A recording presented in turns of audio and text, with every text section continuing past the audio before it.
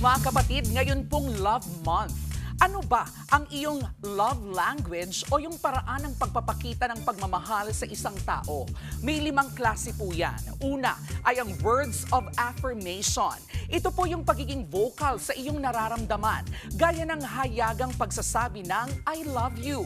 Ayon nga po sa survey ng Social Weather Stations o SWS, 51% ng mga Pilipino, ito raw ay ang kanilang love language. Same level po yan ng quality time. Ito naman yung kapag kasama natin ang ating partner o loved one, sila lang ang focus natin.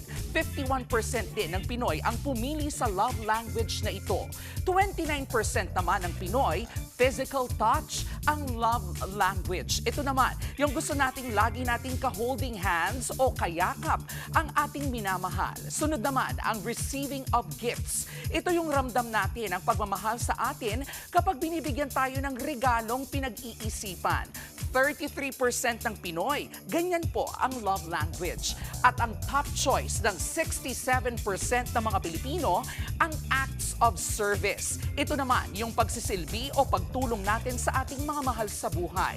Pero alam nyo ba na may bago pong love language na napauso ang mga millennial at Gen Z? Yan po ang shared travel experiences. Ano pa man ang love language natin, ang mahalaga, palagi po natin yung maipadama sa ating mga minamahal, Valentine's Day man o hindi. Dahil gaya po ng mga ganitong K-alaman, ang magmahal at mahalin ay isa pong K-yamanan. K-okay. Mga kapatid, ito po ang inyong K-alaman Queen, Kalad Karen. Always remember na ang K-alaman ay K-yamanan.